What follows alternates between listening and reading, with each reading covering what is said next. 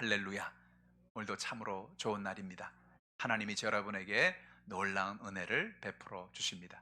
오늘 저는 여러분과 함께 히브리서 11장 23절로 26절의 말씀에 근거해서 상 주시는 하나님을 바라보라 이란 제목으로 은혜의 말씀을 나누겠습니다. 히브리서 11장은 우리가 믿음의 장이라고 이야기합니다. 히브리서 11장은 처음부터 끝까지 믿음에 대한 이야기를 하고 있어요. 히브리서 11장 1절로 2절에 믿음은 바라는 것들의 실상이요 보이지 않는 것들의 증거니 선지자들이 이로써 증거를 얻었느니라 라고 말합니다. 여러분, 믿음이란 무엇입니까? 믿음이란 소망하는 것이 확실히 이루어진 것으로 바라보는 것입니다. 믿음이란 무엇입니까? 보이지 않는 것이 보이는 것처럼 바라보고 사는 신념을 가지고 살아가는 것이 바로 믿음인 것입니다. 성경의 사람들은 믿음의 사람들이었습니다. 그들의 가진 믿음은 무엇이었습니까? 보이지 않는 하나님, 그 하나님이 천지와 만물을 지으신 하나님임을 믿었습니다. 그 하나님이 오늘도 우리를 사랑하고 계심을 믿었습니다. 그 하나님이 오늘도 우리의 기도를 응답하시고 우리 가운데 놀라운 은혜를 베풀어 준 하나님임을 그들은 믿었습니다. 그래서 그들이 그 하나님을 믿고 나아갈 때 하나님이 그들의 인생을 책임져 주시고 모든 연약함에서 건져 주시고 함께해 주신 것입니다. 오늘 여러분의 삶 속에 이런 믿음으로 살아가는 여러분 되기를 주님의 이름으로 축복합니다. 오늘 본문에 나오는 이야기는 모세 이야기입니다. 모세의 부모님과 모세와 또 모세 주변에 있는 사람들로 통해서 하나님이 믿음으로 어떻게 역사했는가를 이야기하고 있지요. 본문은 우리에게 무엇을 말씀하는 것일까요? 첫 번째로 우리는 믿음으로 살자는 것입니다.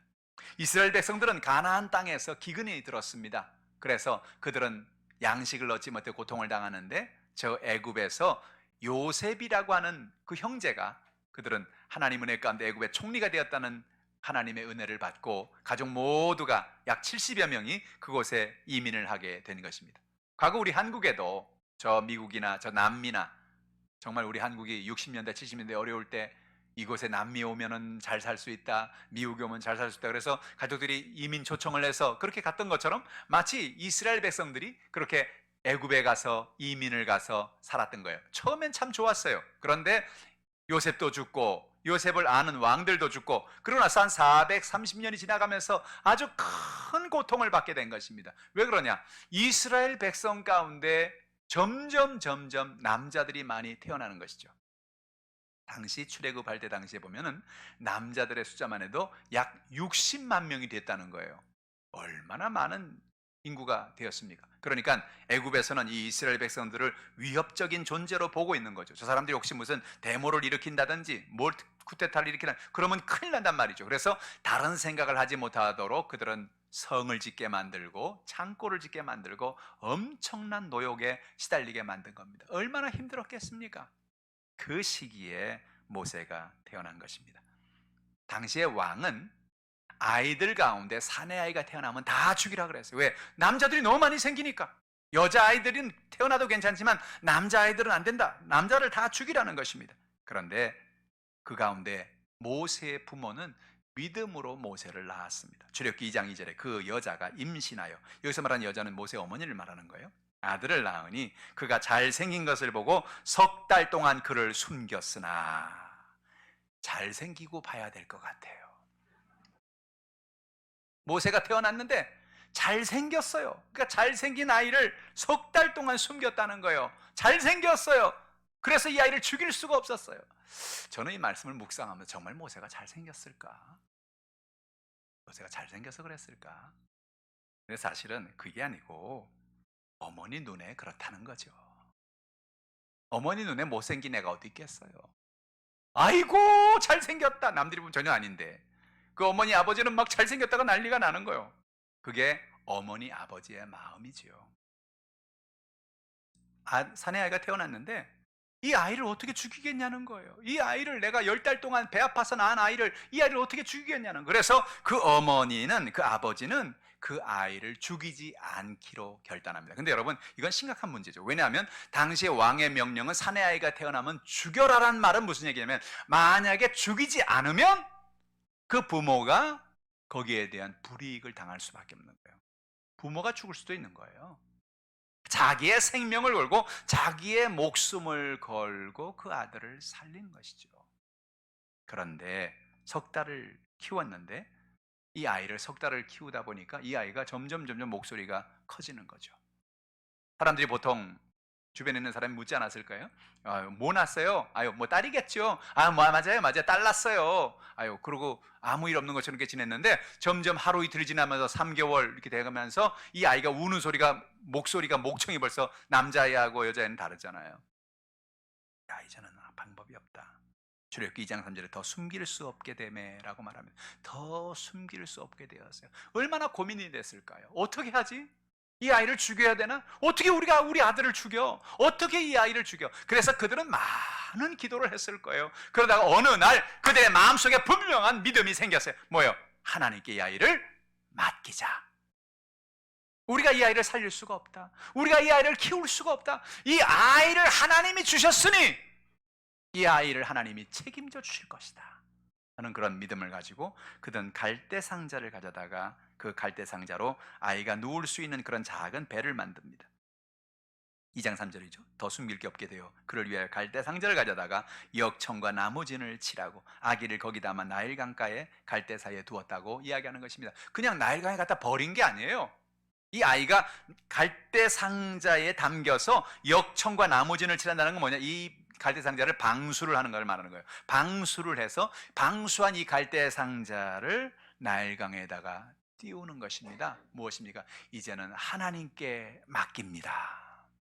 우리는 3개월 동안 우리가 할 수 있는 최선을 다했습니다. 이 아이를 살리기 위해 우리는 최선을 다했습니다. 그러나 하나님이 이 아이가 태어나게 한 것은 하나님의 뜻이 있는 줄을 믿습니다. 하나님이 이 아이를 책임져 주시옵소서. 여러분, 여러분의 자녀를 여러분이 어찌할 수가 없습니다. 여러분의 자녀를 여러분 낳아서 3개월까지는 내가 어떻게 했는지 몰라요. 그러나 그 이후엔 여러분의 자녀를 여러분이 어찌할 수 없어요. 여러분 그 자녀를 하나님이 맡아주지 않으셔야 되는 것입니다. 그 하나님이 그 아이를 키워주셔야 되는 것입니다. 그 아이를 그 하나님이 살려주셔야 되는 것입니다. 아이를 모세의 부모는 맡기기로 했어요. 하나님, 아이를 맡깁니다. 놀라운 사실이 무엇입니까? 하나님은 오늘도 우리의 모든 것을 예비하고 계신다는 거예요. 갈대상자를 물에 띄워 놓으면서 그 어머니 또 아버지는 얼마나 눈물을 흘렸을까요? 하나님 책임져 주시옵소서. 저 물에 가다가 빠지지 않게 하시고 하나님 저 아이가 정말로 좋은 부모를 만나서 살 수 있는 길을 열어 주시옵소서. 그렇게 기도하지 않았을까요? 그런데 희한하게도 그 갈대 상자가 흘러서 어디로 가느냐? 마침 바로의 공주가 나와서 딸이 나와서 거기서 목욕을 하고 있네. 나일강에서 목욕을 하고 있는데 그 갈대 상자가 그쪽으로 떠내려가는 것입니다. 다른 곳으로 갈 수 있지 않았겠어요? 그런데 그 많고 많은 곳 가운데 왜 그곳으로 떠내려갑니까? 물이 흘러서요? 아니요. 나는 그렇게 생각하지 않아요. 하나님이 그 갈대 상자를 그쪽으로 가게 하셨다고 나는 믿습니다. 무엇입니까? 하나님이 바로의 공주를 예비하신 것이죠. 여러분, 우리의 생각에는 인생의 문제가 다가오고 연약함이 다가오고 어려움이 다가와서 이제 우리의 인생은 끝났다. 이제는 방법이 없다. 그렇게 생각할 때가 있어요. 근데 여러분, 놀라운 사실은 그 위기의 순간에도 하나님은 그 갈대 상자를 하나님의 은혜 가운데 예비하는 방향으로 이끌어 간다는 것입니다. 여러분의 인생도 한 가지인 거예요. 우리가 인생의 문제를 만납니다. 우린 살아보지 못했던 코로나19라고 하는 우한폐렴의 이 어려운 위기를 살아갑니다. 많은 사업장들이, 많은 직장이, 많은 가정이 고통 속에 있습니다. 우리는 어떻게 해야 좋을까? 어떻게 해야 이 어려움을 극복할 수 있을까? 많은 사람들은 이야기합니다. 오늘 해결책은 여기 있습니다. 무엇입니까? 하나님 앞에 내려놓는 것입니다. 하나님 우리의 인생을 인도할 것을 믿는 것입니다. 믿음으로 살아가는 것입니다. 마치 모세 어머니 아버지가 믿음으로 모세를 죽이지 않고 그 아이를 살렸던 것처럼 그 아이를 위해서 역청으로 그 갈대 상자를 만들고 그 갈대 상자를 물에 띄우면서 하나님을 의지하고 살기로 결단하고 하나님을 신뢰했던 것처럼 하나님을 의지하고 하나님을 믿으면 하나님이 우리의 인생을 인도해 주시는 것입니다. 하나님은 모세를 바로의 공주의 은혜 가운데 만나게 하시고 40년이란 세월을 애굽의 왕궁에서 가장 최고의 교육을 받게 하시고 가장 최고의 전략을 깨닫게 하시고 많은 것을 가르쳐 주셨어요. 근데 그게 뭐냐? 하나님이 모세를 준비시키고 있었던 거예요. 하나님께서 그를 통하여 하나님의 역사를 준비하고 있었던 것입니다. 여러분의 삶 속에 인생의 문제가 다가와요. 어려움이 다가와요. 연약함이 다가와요. 그러나 그 연약함과 어려움은 단지 연약함과 어려움만은 아닌 것입니다. 그것을 통하여 하나님이 여러분을 준비하고 계시는 것입니다. 하나님이 여러분을 쓰시기를 원하시는 것입니다. 오늘 이 사실을 깨닫기를 주님의 이름으로 축원합니다. 둘째로, 하나님은 믿음의 사람에게 꿈을 회복시켜 주시는 것입니다. 모세는 어느 날 40이 되는 어느 날 바로의 딸의 아들로 살아가다가 인생에 큰 어려움을 만나게 됩니다. 모세의 마음속에 늘 하나의 풀리지 않는 수수께끼가 있습니다. 내 부모님이 왜 나를 버렸을까 하는 그런 수수께끼입니다. 사실 모세는 자기가 애굽 사람이 아닌 것을 잘 알고 있었어요. 왜 그러느냐? 여러분, 제가 성지순례를 가서 출애굽 여정을 하느냐고 이집트를 방문하게 됐는데, 제가 이집트를 방문하면서 모세가 이 사람이 자기가 애굽 사람이 아닌 걸 확실히 알았겠구나 하는 걸 깨달은 게 뭐냐? 애굽에 가보니까, 그 이집트에 가보니까 사람들의 피부 색깔이 이스라엘 사람들하고 완전히 달라요. 그냥 흑인은 아닌데 흑인과 백인의 중간점, 그 까무잡잡한 그런 피부 있잖아요. 그 이집트 사람들은 그런 피부를 가지고 있어요. 그런데 이스라엘 사람들은 완전 백인이에요. 완전 백인. 그러니까 모세는 자기는 완전 백인이죠. 자기 어머니도 까무잡잡해, 공주. 또 옆에는 하인들도, 또 모든 사람들도, 이집트 사람은 다 그런데 자기만 얼굴이 하얘니까 이상하겠죠. 그래서 어느 날 아마 물었을 거예요. 어머니, 그 공주에게, 어머니, 저의 출생의 비밀을 얘기해 주십시오. 제가 어머니 아들 맞아요? 그러니까 공주가 얘기해 줬겠죠. 모세야, 사실은 넌 내 아들이 아니야. 내가 낳은 게 아니야. 어느 날 내가 목욕을 하러 갔는데 저 나일 강가에서 이렇게 역청을 칠한 그런 갈대 상자가 떼내려오는 걸 보고 내가 너를 거기서 발견하게 됐어. 내가 너를 물에서 건졌다는 뜻으로 모세라는 그 이름을 내가 너에게 붙여주었단다. 내가 너를 보면서 얼마나 마음속에 불쌍하게 느껴지는지, 야, 얘를 죽게 하면 안 돼. 얘는 보니까 완전 백인인 거 보니까 아마 히브리 사람 가운데 사내 아이를 죽이지 못해서 이 아이를 버린, 이 아이를 물에다 이렇게 띄운 어떤 그런 가정이었구나라고 생각하고, 이 아이를 내가 키워서 거두어서 키워야 되겠다는 그런 생각을 해서 내가 너를 데리고 온 거란다. 그 마음이 얼마나 큰 충격이 있었을까요? 그 마음이 얼마나 고통스러웠을까요? 그 마음의 그런 분노와 그런 연약함과 함께 자기도 모르게 이스라엘 백성들을 눈여겨보기 시작했을 거예요. 근데 당시에 이스라엘 백성들은 어땠어요? 애굽 사람들이 이스라엘 백성들을 노예 취급하지 않았나요? 오늘 성경에 보니까 그가 40세 되는 어느 날 애굽 사람이 이스라엘 백성들에게 심히 학대하고 그에게 어려움을 주는 그 현장을 보면서 자기도 모르게 속에서 확 분노가 올라오기 시작했어요. 아니, 왜 이러냔 말이에요. 왜 저러냔 말이에요. 근데 그 마음은 무슨 얘기냐? 하나님이 모세의 마음에 그의 백성을 긍휼히 여기는 그런 마음을 하나님 주신 거예요. 결국 모세는 그 이집트 사람을 죽이고 그 장소에서 도망칠 수밖에 없었어요. 그래도 그는 그럴 수 있지. 거치대로 꾸며가지고 저 이집트 사람이 잘못했다 그래가지고 자기는 계속 있을 수도 있었을지 모르겠어요. 근데 오늘 성경에 보니까 성경이 이렇게 얘기합니다. 히브리서 11장 24절 25절에 믿음으로 모세는 장성하여 바로의 공주의 아들이라 칭함받기를 거절하고, 이 시점이 바로 그 순간이에요. 내가 계속 이곳에 살 것이냐? 내가 계속 이집트의 공주의 아들로서 살 것이냐? 아니다. 나는 여기서 살 사람이 아니다. 거절하고 도리어 하나님의 백성과 함께 고난받기를, 잠시 죄악의 낙을 누리는 것 더 좋아하고, 그래서 그가 이제 이스라엘 백성 편에 서 산다는 것은 그의 인생은 고난의 시작이죠. 그의 인생은 노예의 시작이죠. 그의 삶은 고통의 시작이죠. 근데 그럼에도 불구하고 그는 이집트 공주의 아들의 신분이 아니라 노예의 신분이요, 고난의 신분이요, 연약함의 신분으로 그는 자기 자신을 바꿔버린 거예요. 그리고 그것을 떠나서 저 먼 미디안 광야에 가서 그는 살게 되었습니다. 왕궁에서 편히 살 수도 있었을 거예요. 낙을 누리며 살 수 있었을 거예요.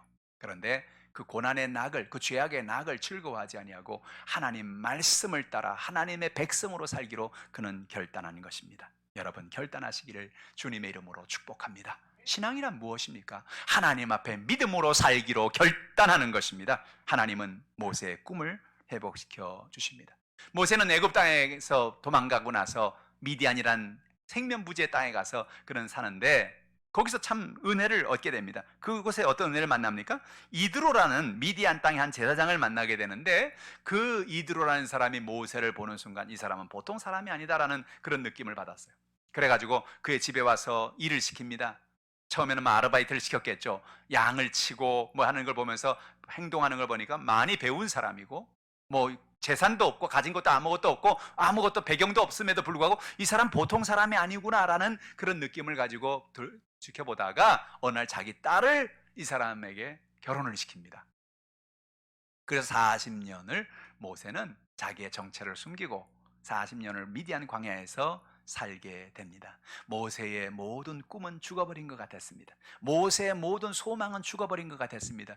그러나 어느 날 40년을 살던 80세가 되는 어느 날 하나님은 그를 찾아오십니다. 출애굽기 3장 4절에 야훼께서 그가 보려고 돌이켜오는 것을 보신지라 하나님이 떨기나무 가운데 그를 불러 이르시되 모세야 모세야 하시니 그가 이르되 내가 여기 있나이다 라고 이야기합니다.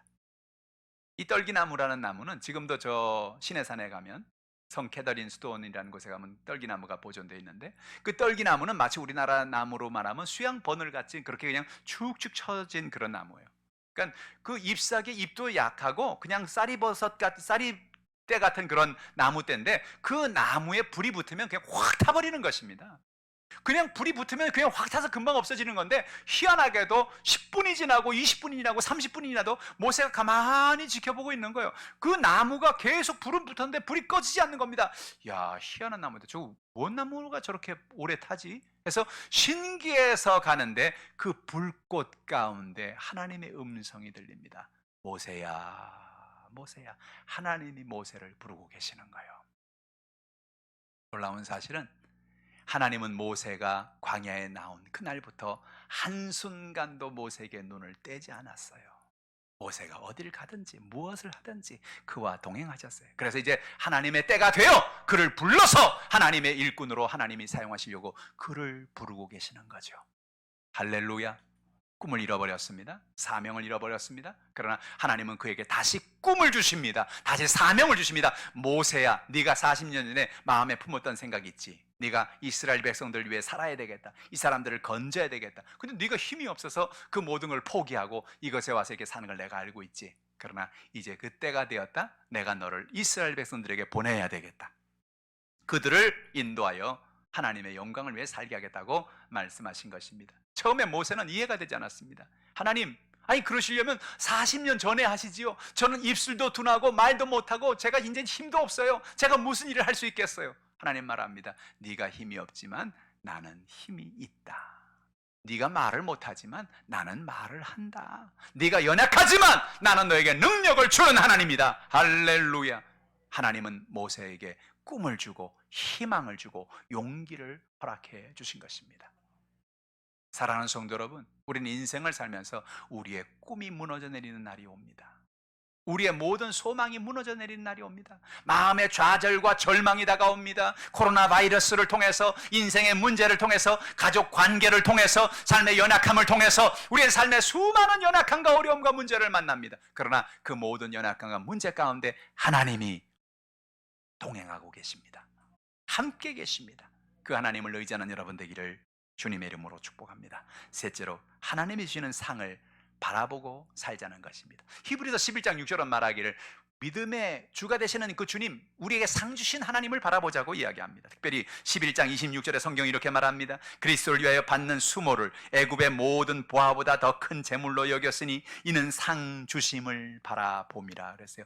예수 그리스도를 위해 받는 수모를 애굽의 모든 보화보다 더 큰 재물로 여겼다는 것입니다. 놀라운 사실은 여러분, 모세는 예수님을 만난 적이 없는 사람 아닙니까? 모세는 과거의 구약의 사람이고 예수님은 신약에 오신 분 아닙니까? 그런데 오늘 히브리서는 뭐라 말합니까? 그리스도를 받는 수모라 그랬어요. 여러분, 놀라운 사실은 모세는 앞으로 장차 다가올 예수 그리스도를 그림자로 바라보면서 믿음으로 살았던 사람이라는 거죠. 오늘 하나님은 그에게 치유의 상을 베풀어 주셨습니다. 40년 광야 생활을 하면서 그는 뭐 했겠어요? 매일 양 데리고 나와서, 양을 친다는 것은 요즘 양 키우는 것과는 달라요. 요즘엔 우리에다가 양을 놓고 그냥 먹이를 먹이는 것이지만 원래 양은 어떻습니까? 이스라엘 백성들이 양이 치는 거 어때요? 양을 데리고 나가서 여행을 하는 거예요. 그게 유목민족이기 때문에 그런 거예요.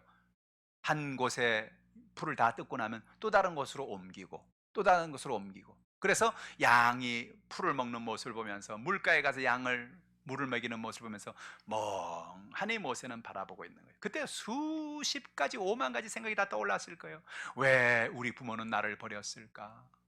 왜 나는 이런 고통을 가지고 인생을 살아야 하는 것일까? 근데 놀라운 사실이 무엇입니까? 그런 그 의문 가운데 사는 모세를 하나님이 찾아오신 것입니다. 그리고 그의 이름을 불러주시고 하나님이 그를 인정해 주시고 그를 사랑해 주시고, 너의 부모는 너를 버릴 수밖에 없는 상황이었는지 모른다. 많은 사람들이 너를 버려야 되는 그런 상황이었는지 모른다. 그러나 모세 아느냐? 어느 순간도 나는 너를 버리지 않았다.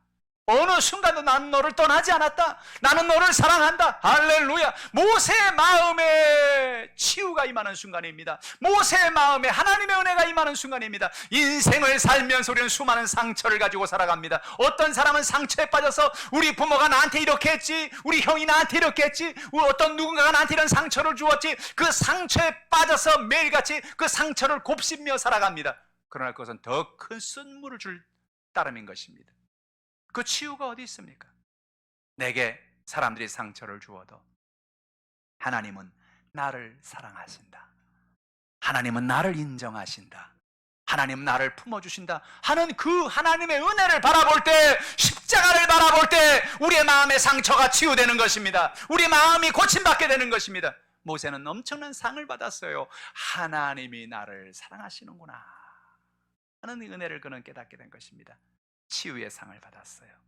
뿐만 아니라 하나님은 그를 지도자로 세우는 상을 주신 것입니다. 모세는 자기가 왜 미디안 광야에 40년 동안을 생활을 해야 됐는지 이해가 안 됐어요.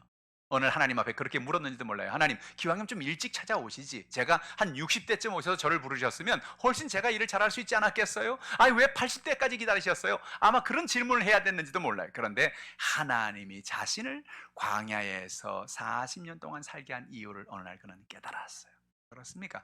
이스라엘 백성들을 애굽에서 인도하여 내어서 그들을 애굽에서 가나안 땅으로 인도할 때까지 그 광야를 제일 잘하는 사람은 모세인 것입니다.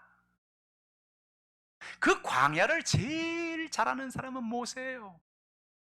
양들을 키우면서 하루는 이곳으로, 하루는 저곳. 그 광야가 어떤 광야입니까? 모세가 양들을 먹이며 돌아다녔던 40년 그 광야가 어떤 광야입니까? 이스라엘 백성들을 인도하다는 바로 그 광야예요. 그곳이. 그러니까 얼마나 놀라운 하나님의 은혜입니까? 그랬구나. 나는 그 시간이 아무 의미 없이 지나가는 시간인 줄 알았는데, 아무 의미 없이 사라지는 시간인 줄 알았는데, 의미 없는 시간이 아니라 하나님이 그 시간을 통해 나를 준비시키고 계셨구나. 나를 훈련시키고 계셨구나. 나를 지도자로 만들고 계셨구나. 어떤 사람은 그런 얘기합니다. 나는 어느 날 자고 일어나니 갑자기 유명한 사람이 되었습니다. 어떤 사람은 그러면 나는 어느 날 자고 일어나니 갑자기 내가 대단한 배우가 되었습니다. 대단한 가수가 되었습니다. 대단한 어떤 사업가가 되었습니다. 그렇게 말하는데 사실은 그 말을 하기 좋아서 그런 얘기지, 어느 날 갑자기 자다가 일어난다 그렇게 되는 사람은 없습니다. 무슨 얘기입니까? 그 사람은 자기 전까지 10년, 20년, 30년 동안 그 일을 위해서 최선을 다해 뛰어온 것입니다. 가수는 수백만, 수천만 번의 노래를 불렀을 겁니다. 배우는 정말 그 연기를 위해서 혼신의 힘을 다해서 애를 썼을 것입니다. 그리고 사업가는 사업을 위해서 최선을 다해서 자신의 삶을 살았을 것입니다. 그런데 어느 날 그가 최선을 다하는 어느 날, 그 다음날 자고 일어나니까 그가 최선을 다했던 그것이 자기도 모르게 최고의 가수가 되었고, 최고의 배우가 되었고, 최고의 사업가가 된 것이죠. 의미 없이, 아무런 수고 없이, 아무런 노력 없이, 아무런 눈물 없이 되어지는 일은 없습니다. 누구든지 자신의 삶의 영역에서 최선을 다하고 노력하고 애쓰고 헌신하는 그 삶이 결국은 어느 날 자기도 모르게 그것이 쌓이고 쌓이고 쌓여서 팍 터지는, 그 뭐야, 사람들이 대박이 터졌다 그러죠. 대박이 터졌다. 대박이 터진 게 어떻게 터져요? 대박 안에 뭐가 있어야 터지죠. 매일매일 그날을 위해서 준비해 온 것이죠. 모세는 자기가 몰랐어요. 자기가 그렇게 광야에서 양들을 키우고 광야를 다니고 그곳의 지리를 알고, 이거 왜 자기가 이렇게 40년을 살아야 되는지 몰랐다고요. 그런데 그 광야가 바로 자기가 나중에 이스라엘 백성들을 인도해 나아갈 그런 광야였다는 사실이죠. 오늘 하나님은 여러분을 훈련시키는 겁니다. 여러분 인생의 광야를 지날 수 있어요. 하나님 도대체 이게 뭡니까? 왜 나를 이렇게 살게 하십니까? 왜 나의 삶에 이런 어려움을 주십니까? 우린 그렇게 얘기할 수 있어요. 그런데 여러분, 그런 고난과 그런 어려움과 그런 연약함은 그냥 아무 의미 없는 연약함이 아니라는 거예요. 아무 의미 없는 고난이 아니라는 거예요. 그것을 통해서 우리는 하나님을 의지하게 되는 것입니다. 하나님을 바라보게 되는 것입니다. 하나님 우리를 사용해 주시는 것입니다. 하나님은 기도 응답의 상을 주십니다. 모세가 체험했던 가장 놀라운 은혜는 그가 하나님을 자신의 창조주로 만난 데 있는 것입니다. 하나님이 모세에게 확신을 주시기 위해서 지팡이를 땅에 던져라 말씀하십니다. 그 지팡이를 뱀으로 만들어 주셨어요. 그리고 그 지팡이의 꼬리를 잡으라니까 다시 지팡이가 되었습니다.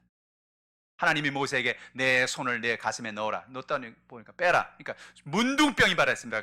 얼마나 놀랐을까요? 다시 그 손을 내 품에 넣어라 하고 하니까 품에 넣었다 빼보니까 다시 문둥병이 다 사라졌습니다. 이게 무슨 얘기냐? 하나님은 너에게 창조주 하나님이다. 나는 너를 통해서 무엇이든지 할 수 있다. 걱정하지 마라. 너가 약하다고, 너가 입이 둔하다고, 네가 연약하다고 걱정하지 마. 그 창조주 하나님이, 하늘과 땅을 지은 그 하나님이 내가 너와 함께한다. 여러분, 우리가 기억해야 될 것은 창세기, 출애굽기, 레위기, 민수기, 신명기 5권은 모세가 쓴 책입니다. 창세기에 태초에 하나님이 천지를 창조하신 이 얘기는 바로 모세가 기록한 것입니다. 하나님이 모세에게 말씀하신 거죠. 모세야, 내가 이렇게 세상을 창조했어.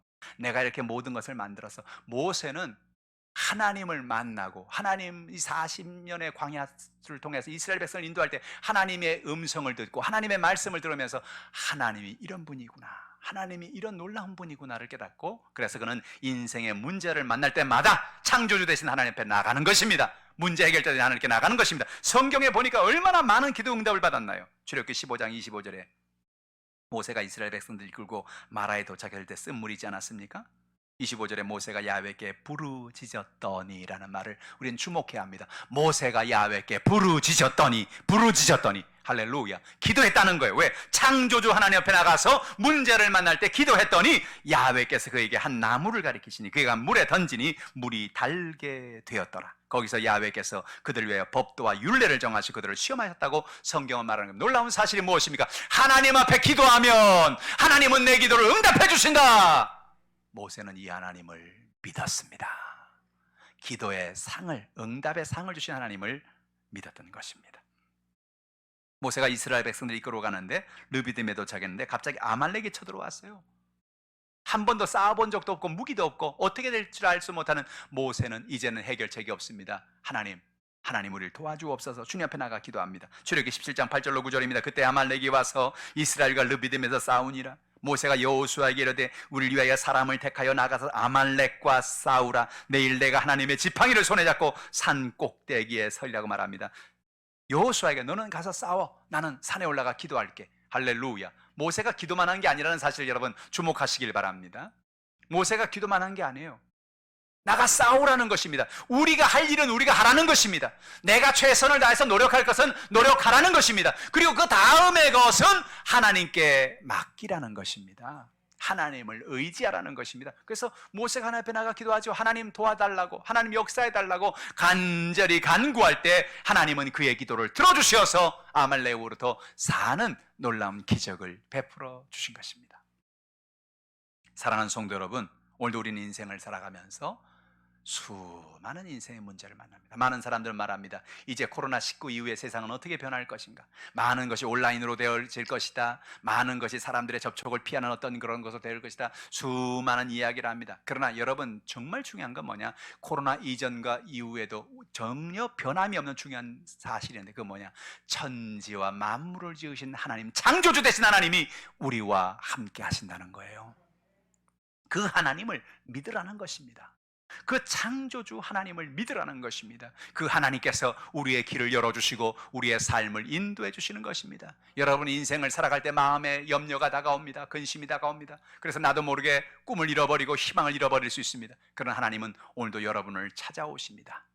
하나님이 모세를 찾아와서 모세야 모세야 불렀던 것처럼 여러분의 이름을 하나님이 부르시는 거예요. 걱정하지 마라. 근심하지 마라. 내가 너와 함께 있다. 내가 너를 사용하리라. 내가 너를 들었으랴. 우리가 할 일은 무엇입니까? 그 하나님 앞에 나가서 구하는 것입니다. 그 하나님 앞에 나가 우리의 염려를 맡기는 것입니다. 하나님 앞에 간구하는 것입니다. 하나님 앞에 간구할 때 하나님이 우리의 간구를 들어주시고 우리에게 능력을 주시고 권능을 주시고 은혜를 베풀어 주시는 것입니다. 이 한 주간 이 놀라운 하나님을 만나시기를 주님의 이름으로 축원합니다. 기도하겠습니다. 하나님 아버지, 하나님의 은혜와 사랑을 고맙고 감사합니다. 하나님께 나아가는 자는 반드시 그가 계신 것과 자기를 찾는 자들에게 상 주시는 이심을 믿어야 할지니라고 말씀하셨습니다. 하나님 아버지, 누구에게나 인생의 고난이 다가오고 누구나 어려움이 다가옵니다. 그러나 그것이 끝이 아닙니다. 하나님께서 우리를 향한 놀라운 계획을 가지고 계심 우리는 압니다. 하나님, 오늘 이와 같은 은혜를 우리에게 허락해 주시니 감사합니다. 영광과 존귀와 찬양을 받아 주시옵소서. 가지고 난 모든 가정의 문제를 맡깁니다. 생활의 문제를 맡깁니다. 육신의 질병의 문제를 맡깁니다. 가정의 문제를 맡깁니다. 주여, 모든 문제가 해결되게 하여 주시옵소서. 예수님으로 모든 가지각색의 질병이 떠나갈지어다.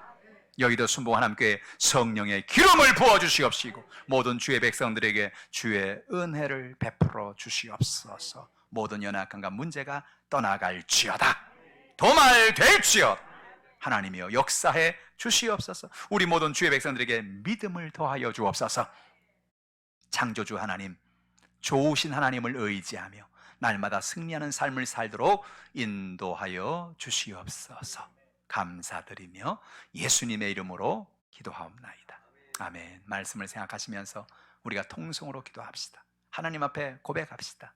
여러분 가져 나온 답답한 문제를 하나님 앞에 맡깁시다. 가정의 문제, 생활의 문제, 자녀의 문제, 육신의 질병의 문제, 연약한 모든 문제를 하나님 붙잡아 주시옵소서. 우리 주를 청하시고 통성으로 기도합니다. 주여, 할렐루야. 살아계시고 영화로우신 아버지 하나님 고맙습니다. 하나님 감사합니다.